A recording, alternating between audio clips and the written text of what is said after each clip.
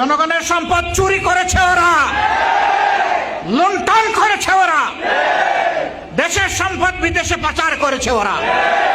এরা দেশের দুশ্মন, জাতির দুশ্মনেরা। আমি গেঞ্জি পরে আপনাদের সামনে আসার মানে হচ্ছে যে আমি এই এলাকার মেহমান না। আজকে থেকে আমিও বাঁশখালীর একজন মানুষ। আপনারা রাজি আছেন? বাঁশখালীর নাগরিকত্ব দিবেন আমারে? আলহামদুলিল্লাহ, আপনাদেরকে ধন্যবাদ। আসলে এটা আমাদের দুঃখ। দেশ স্বাধীনের আজকে হয়ে গেছে 50 বছরের ঊর্ধ্বে, 55 বছর। একটু বৃষ্টি নামলে আমাদের ঘর বাড়িতে পানি ঢুকে পড়ে, রুজি রোজগার বন্ধ হয়ে যায়, মাছের ঘের পুকুর সব ভেসে যায়, আমাদের গরু ছাগল পশু এগুলা নষ্ট হয়, ক্ষেতের ফসল নষ্ট হয়। এক একটা বন্যা মানে বাংলাদেশের এক একটা দুঃখ। আর কিছু এলাকায় প্রায় প্রতি বছরই এটা লেগে আছে, এর কোনো সমাধান নাই। কেন থাকবে না? সমস্যা যেখানে, সমাধানও আছে সেখানে। যদি সত্যিকার অর্থে দায়িত্বশীল দেশপ্রেমিক কোনো সরকার দেশ চালায়, তাহলে কোনো সমস্যাই দীর্ঘস্থায়ী হওয়ার কথা নয়। কিন্তু আমাদের তো বছরের পর বছর লেগেই আছে। তার মানে কি? তার মানে হলো যারা দেশ পরিচালনায় গিয়েছিলেন তারা জনগণের কথা চিন্তা না করে নিজেদের কথা চিন্তা করেছেন। জনগণের সম্পদ চুরি করেছে ওরা, লুণ্ঠন করেছে ওরা, দেশের সম্পদ বিদেশে পাচার করেছে ওরা। এরা দেশের দুশ্মন, জাতির দুশ্মনেরা। এরা কারা? গ্রাম থেকে শুরু করে সচিবালয় পর্যন্ত যারা বসে আছে, গ্রামের মেম্বার থেকে শুরু করে যারা পার্লামেন্ট মেম্বার হয়েছে, মন্ত্রী হয়েছে, যুগে যুগে প্রধানমন্ত্রী হয়েছে, তাদের সবাইকে আমি খারাপ বলছি না, কিন্তু তাদের মধ্যে বেশ বড় সংখ্যক ডাকাত ছিল। এই ডাকাতেরা দেশের সম্পদ লুণ্ঠন করেছে। এই জন্য জনগণের হক জনগণের কাছে পৌঁছায় নাই, জনগণের সমস্যার সমাধান হয় নাই। আমরা ঘোষণা করেছি আমাদের যুদ্ধ সব ধরনের দুর্নীতির বিরুদ্ধে, আমাদের যুদ্ধ সব ধরনের চাঁদাবাজির বিরুদ্ধে, আমাদের যুদ্ধ সব ধরনের লুণ্ঠনের বিরুদ্ধে। সম্মানিত ভাইয়েরা এবং আমার বোনেরা,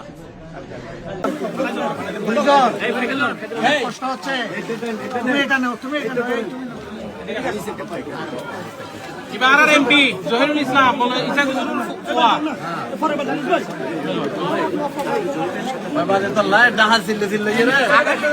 আগের মতো পান খাইতে পারে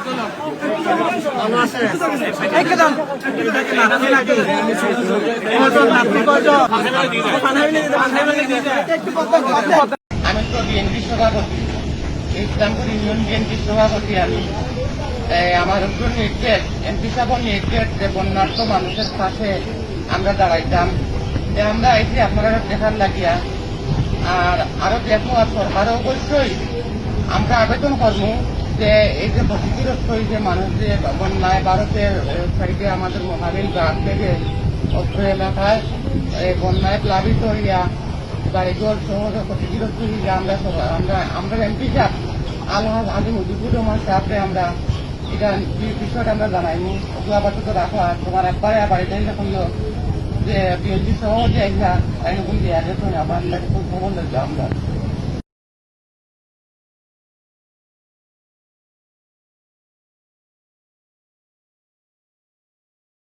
কথিত কিছু সাংবাদিক মিডিয়া আছে, মানে সংবাদকর্মী আছে যারা আমাকে টাকা দাবি করতেছে। আর সেখানে আমার কোনো দোষ ছিল না, আমি জাস্ট তার সাথে দেখা করেছিলাম, 1 মিনিট মতন কথা হয়েছিল, তার মধ্যেই কোনো মানে জামাতের এই নেতার সাথে আপনার পরকীয়া সম্পর্ক ছিল, এই বিষয়ে কি বলবেন? জামাতের যে নেতার সাথে আমার পরকীয়া করার সম্পর্কের কথা উঠেছে সেটা সম্পূর্ণ মিথ্যা। তার সাথে আমার কোনো পরকীয়া সম্পর্ক নাই, কোনো রকমের কোনো পরকীয়া সম্পর্ক। আপনার কাছ কি অনুমতি নিয়েছিল এই ভিডিও করার জন্য? ভিডিও করার জন্য কোনো অনুমতি নেই। আমি বারবার নিষেধ করেছিলাম যে এটাতে আমার কোনো দোষ নেই, আপনারা আমার ভিডিও নিয়েন না। আমাকে অনুমতি নেয় নাই এবং না নিয়ে ভিডিও নিয়েছে এবং ভিডিও ভাইরাল হয়ে গেছে, সম্পূর্ণ ছড়িয়ে গেছে। এখন আমার যে মান অপমান যে অপদস্থ আমি হচ্ছি, এটার জন্য আমি তীব্র নিন্দা জানাচ্ছি এবং এর জন্য আমি এই সাংবাদিকের বিরুদ্ধে আমি বিচার চাই। অবশ্যই মানে আমি বিচার না পাইলে আমি এখন মানে মাথা তুলে সম্মানের সাথে বাঁচতেও পারবো না। আমি 2টা বাচ্চা নিয়ে কেবল থাকি, আমি একজন শিক্ষিকা মানুষ। আমাকে যে অপমান অপদস্থ করা হলে তীব্র নিন্দা এবং প্রশাসনের কাছে দাবি জানাচ্ছি, এর বিচার চাই। আমি এর জন্য সুষ্ঠু বিচার চাই এবং খুব দ্রুত ইমিডিয়েটলি আমি বিচার চাচ্ছি। না হলে আমি কোথাও আমি করতে পারছি না, আমার নিজের মুখ দেখাতে পারছি না। এটা অভিযোগ করেছেন এই বিষয়ে? থানাতে আমি একটা ইমিডিয়েটলি ডায়েরিও করেছি, একটা ডায়েরি লিখছি, জমা দিয়েছি। সেখানে আমি থানাতে আমি প্রশাসনের আমি নজর করেছি, দাবি মানে এ জানাচ্ছি আমি দিয়েছিলেন। আমি শুধু এখন নিজে একটু কিছু করে আমি তাদেরকে মানুষ করার চেষ্টা করি।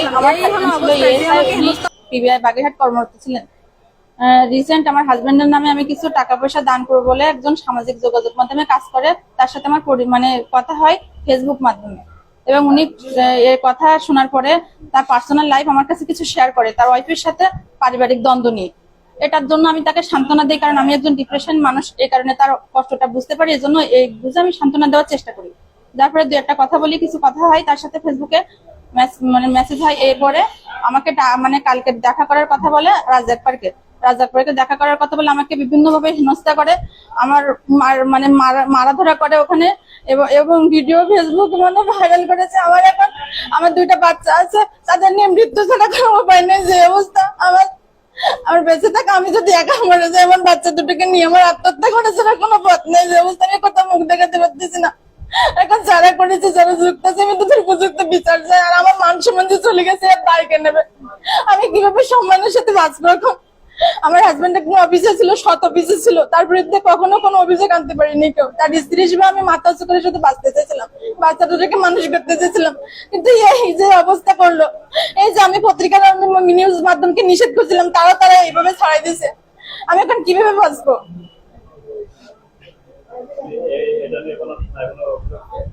আমি একটা জিডি করছি থানায় এই নিয়ে। আমার বিভিন্ন এরপরে আমার হয়তো হুমকি ধমকি দিতে পারে, যেমন টাকা চাচ্ছে, আমার স্কুলে চলে গেছে, আমার সব স্যার ম্যাডামদের মানে ইয়েতে চলে গেছে। আমি এখন আমার সেখানেও তো আমার একটা প্রবলেম, আমার কোনো যেখানে অন্যায় ছিল না, আমি কোনো অন্যায় করিনি।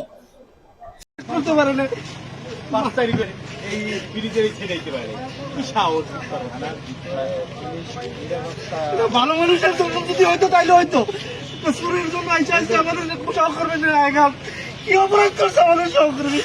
একটা চোরের জন্য যদি এই অবস্থা হয়, তাহলে আমরা কিভাবে আইন শৃঙ্খলা পরিস্থিতি নিয়ন্ত্রণ করবো? যদি এই অবস্থা হয়, তাহলে পুলিশ কিভাবে তার পুলিশিং করবে? কিভাবে সে কি করবে?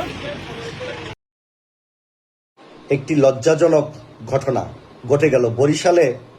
সন্ত্রাসী কায়দায় থানায় প্রবেশ করে পুলিশদেরকে মানে বেধর গুরুতর পিটিয়ে আহত করেছে।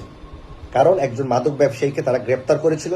সেই মাদক ব্যবসায়ী থানায় হাজতে থাকা অবস্থায় নিজের মাথা নিজে মানে ফাটিয়ে রক্তাক্ত হয়। তখন পুলিশ সদস্যরা নিকটবর্তী মানে হসপিটালে তাকে চিকিৎসা করে তাকে নিয়ে আসা হয়। ওই এলাকা ছড়িয়ে দেওয়া হয় যে মাদক ব্যবসায়ীকে তারা হত্যা করেছে পুলিশ বাহিনী। তো ওই মাদক ব্যবসায়ীর চেলাপেলারা তার আত্মীয় স্বজন লাঠি সোঁটা নিয়ে থানায় আক্রমণ করে, সরকারি স্থাপনায় ভাঙচুর করে, আক্রমণ করে। এটা একটা লজ্জাজনক। আমি পুলিশ বাহিনীকে বলবো যে আপনাদের হাতে অস্ত্র দেওয়া হয়েছিল কি জন্য? দেশকে রক্ষা করার জন্য, এলাকার শান্তিতে রাখার জন্য, এবং সর্বপ্রথম নিজের জীবন বাঁচানোর জন্য। মাদক ব্যবসায়ীরা থানায় আক্রমণ করবে আর আপনারা অস্ত্র দিয়ে কি আপনারা কি মানে কি বলবো মানে খেলাধুলা করার জন্য অস্ত্র রাখছেন? নিজের জীবন বাঁচাতে পারলেন না কেন? তাদেরকে গুলি করলেন না?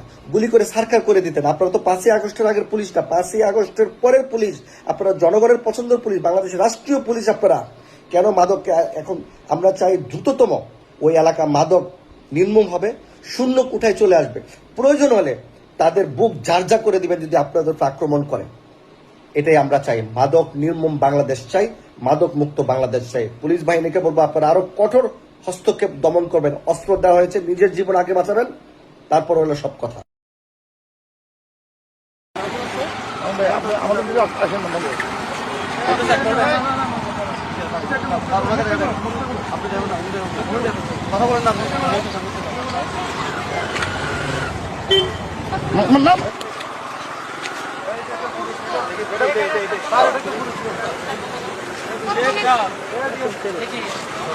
তার মাঝে আবার একজন অন্তঃসত্ত্বা।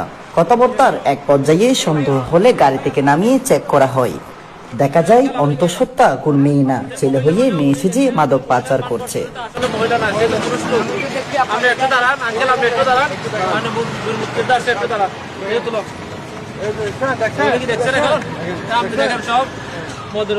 সবাই দেখেন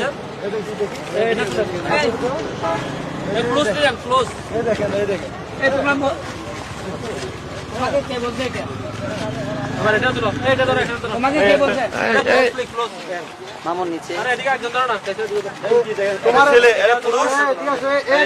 পুলিশের ছদ্মবেশ ধরে অভিনব কায়দায় মাদক পাচার করে। আমরা অনেকবার ট্রাই করছি, আজকে ওদেরকে তথ্য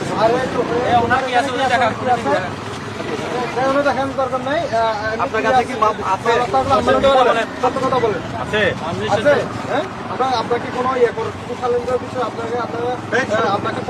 তোমরা সবাই আমাদেরকে বলতে মাল থাকলে আমরা এখানে আর ইয়ে করবো না, ঠিক আছে? আপনার কাছে কিছু আছে? কিছু আছে? আছে পুরো বডিতে। বাংলাদেশ বিজেপির দৃষ্টি আকর্ষণ করছি, এই যে 3টি সুড়ঙ্গ দেখতে পাচ্ছেন, এটি ভারত থেকে বাংলাদেশে নেশাদ্রব্য পাচার করার জন্য করা হয়েছে। তো আমরা অনতিবিলম্বে এটি বন্ধ করতে চাই। তো আপনারা ভিডিওটি বেশি বেশি শেয়ার করবেন যাতে বিজেপির নজরে পড়ে এবং এটি বন্ধ হয়, তাতে দেশ বাঁচবে এবং আমরাও বাঁচবো।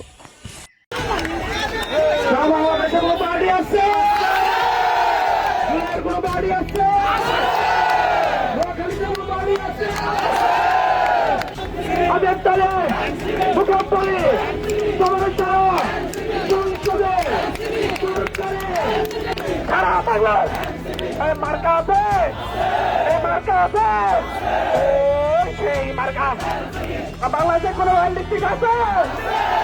লিস্টিক আছে?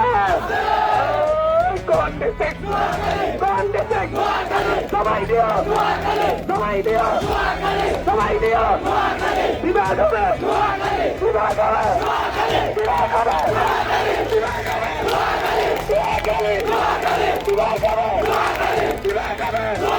বিবাহ হবে, আপদ না সংগ্রাম, সারা বাংলাদেশে কোনো দল আছে?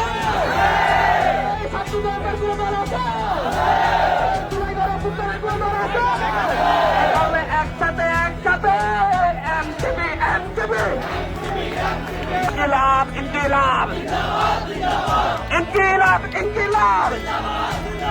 এই দিল্লি না ঢাকা, দিল্লি না ঢাকা, ক্ষমতা না জনতা, ক্ষমতা না জনতা। বাড়ি আছে,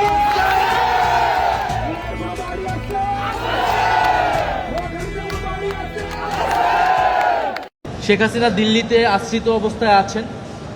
তিনি দেশ থেকে তার নিজের দল, নেতাকর্মী, দেশ সবাইকে ত্যাগ করে কাপুরুষের মতো পালিয়ে গিয়েছেন দিল্লিতে, এবং এটা পরিষ্কার করেছে বাংলাদেশের জনগণের কাছে, আন্তর্জাতিক বিশ্বে, যে আওয়ামী লীগ কোনো রাজনৈতিক দল না, এটা একটা ভারতের দিল্লির একটা নিয়ন্ত্রিত একটা দল। ফলে শেখ হাসিনার সিদ্ধান্ত শেখ হাসিনার সিদ্ধান্ত না, দিল্লি থেকে তাকে যতটুকু পারমিট করা হয়, পারমিশন দেওয়া হয়, সেই অনুযায়ী সে কথা বলেন। ফলে শেখ হাসিনা আসবেন কি আসবেন না, কিভাবে আসবেন, বিচার হবে কিনা, এটা মূলত দিল্লির সাথে সিদ্ধান্ত, ঢাকার সাথে। আমি একটা চ্যালেঞ্জ করে বলতে চাই এই লাইভের ভিতরে যারা শুনছেন, বাংলাদেশে ভারতে যদি যুদ্ধ হয়, এই যুদ্ধ এখন এবং এই যুদ্ধে যদি কনফার্ম হয় যে যুদ্ধে জয়ী হওয়ার পরে জামাত ক্ষমতায় যাবে, আমি চ্যালেঞ্জ করে বলছি, চরমুনাই, আব্বাসি, তাহেরি, কুয়াকাটা, হাফিজুর, তারপরে জমিয়ত ভারতের পক্ষে যুদ্ধ করবে বাংলাদেশের বিরুদ্ধে। চ্যালেঞ্জ করে বলছি আমি আপনাদেরকে, এরা এতটা জ্ঞান পাপী, মূর্খ এবং এর এতটা মানে উদাসীন এবং দেউলিয়ারা, এরা এতটা দেউলিয়া এবং মূর্খ এবং জ্ঞান শূন্য মানুষেরা। ট্রাস্ট মি, এরা যুদ্ধ করবে আপনার মানে ভারতের পক্ষ নিয়ে, যে ভারত দখল করুক তারপর জামাতকে দেবো না। এতটা মূর্খ জ্ঞান পাপি এরা, আমি চ্যালেঞ্জ করে বলছি আজকে। এই জন্য আমি এই কথাগুলো বলি। আর কিয়ামত পর্যন্ত ভারত যতদিন আছে, জামাতের সবচেয়ে ডিজাস্টারিয়াস ফেল কোনটা? Failure is that they fail to understand this name is a poison. Yeah, is a poison. আপনি বলবেন যে এটা আমার তো খারাপ না, খারাপ পয়জন মানে ওই অর্থে এটাকে ব্যবহার করা হবে। আজকে 54 বছর পরে বাংলা স্বাধীনতা পক্ষে বিপক্ষের এই যে স্টেটমেন্ট এবং discussion still exist. Why? Because of the name of Jamaat Islami. তারা যদি এটা চেঞ্জ করতেন এবং তারা একটাবার যদি বুঝতেন যে এটা ভারত তিন দিকে hundreds of millions of dollar তারা খরচ করে প্রতি বছর, এটা আমি বলছি আমার লাইভে সেদিন খুব, এই যে 8টা গ্রুপ ইসলামিক গ্রুপ এখন হঠাৎ জামাত নিয়ে তারা এত বেশি সরব যে জামাতকে ধরতে হবে, এই করবে। Why? Because they got paid. This is their profits, this is their business, this is their livelihood. এরা এতটাই মূর্খ যারা, এবং এই সেই গ্রুপ যাদের কাছ থেকে টাকা খেয়ে এখানে তারা বক্তব্যবাজি করে, যারা এটা চায় বাংলাদেশে, এদের পাগড়ি করে নিতে চায়, এদের মাথার টুপি করে নিতে চায়, অথচ এদের টাকা খেয়ে মানে যারা এটা রক্ষা করবে, ডিফেন্ড করবে যে গ্রুপগুলো, তাদের বিরুদ্ধে অনবরত বক্তব্য দিয়ে যাচ্ছে। চাঁদাবাদের কোনো ঠাই আছে? চাঁদাবাদের কোনো ঠাই আছে? আমরা বলবো দোকানদারকে জানিয়ে যাই, চাঁদাবাদের ওই দোকানদারদের জানিয়ে যাই, রিক্সাওয়ালাদের জানিয়ে যাই, দোকানদারদের জানিয়ে যাই, শ্রমিক ভাইদের জানিয়ে যাই, সারা বাংলায় ঠাই নাই, সন্ত্রাসের ঠাই নাই, চাঁদাবাদের ঠাই নাই।